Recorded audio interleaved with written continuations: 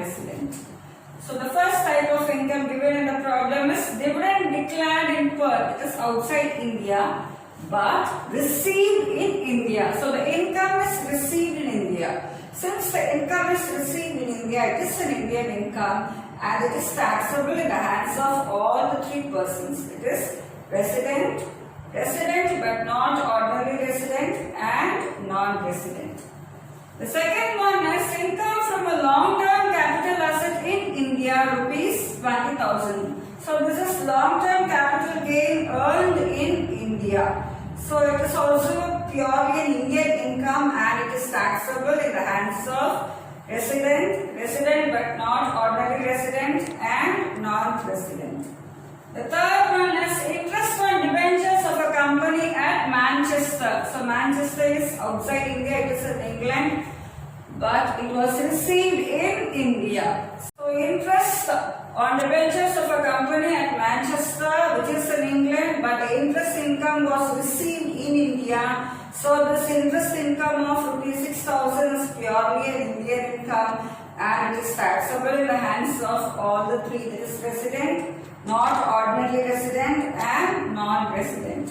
The next one is interest received from Philip, who is a non-resident, on the loan. So interest is received from Philip on the loan provided to Philip for a business carried on in India. So this is an Indian income. Of course, even though if Mr. Philip is a non-resident, he is carrying on the business. Philip is carrying on the business only in India, and interest is received on the loan provided to him for the business which is set up only in India, 5,000. So being an Indian income, it is taxable in the hands of resident, resident, not ordinary resident, and non-resident.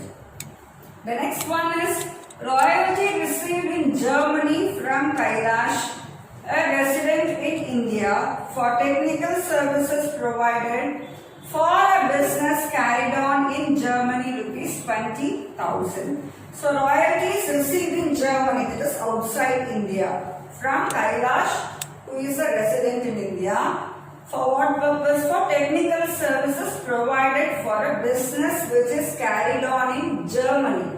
So it is purely a foreign income which is taxable only in the hands of resident and ordinary resident. It is 20,000. It is not taxable in the hands of resident but not ordinary resident, and in the hands of non-resident.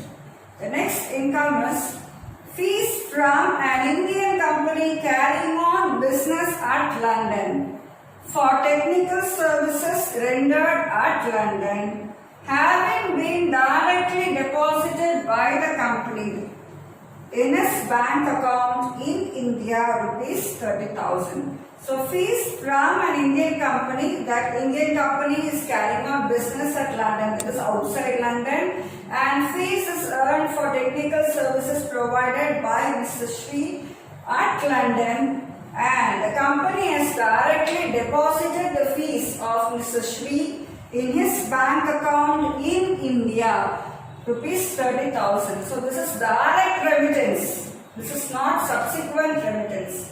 Since it is a direct remittance, it is an Indian income. It is directly remitted into Shri's bank account which is in India. So it is taxable in the hands of resident and ordinary resident, resident but not ordinary resident, and in the hands of non-resident.